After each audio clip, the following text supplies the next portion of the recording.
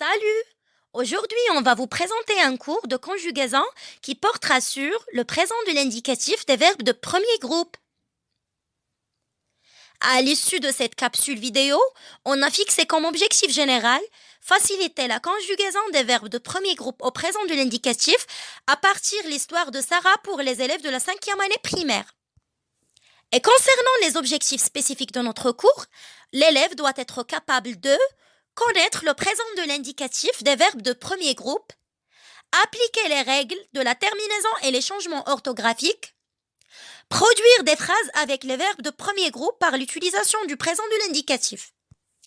Explorons ensemble le présent de l'indicatif des verbes de premier groupe en quelques minutes, à partir de l'histoire de Sarah et ses camarades.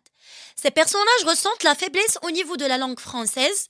Un jour, à 10 heures du matin et au moment de la récréation, ils ont pensé de faire un défi entre eux concernant l'amélioration de leurs capacités langagières. Et afin de participer dans un concours, ils ont pris la communication comme outil efficace pour la résolution de leurs problèmes. Mais au cours de leur dialogue, Rim, qui est l'ami de Sarah, a commis une faute de conjugaison et Sarah vient d'intervenir sur ce point. Bonjour les filles, comment ça va? Ça va bien, ma chérie? J'ai une proposition pour toi, Rim. Est-ce que tu veux participer avec moi dans un défi de lecture? Bah oui, pourquoi pas? Ça sera utile pour nous. Alors, je commençais par la lecture de cette nouvelle. Attention, mon ami, c'est pas le bon usage du verbe commencer. Et pourquoi? Puisque tu parles de ce moment-là, il faut que tu conjugues le verbe au présent de l'indicatif. Et qu'est-ce qu'un présent de l'indicatif d'abord? Le présent de l'indicatif exprime une action qui se déroule au moment où l'on parle. Et comment conjuguer un verbe au présent? Pour conjuguer un verbe au présent, il faut d'abord connaître le groupe dont ce verbe fait partie, et les verbes français sont classés en 3.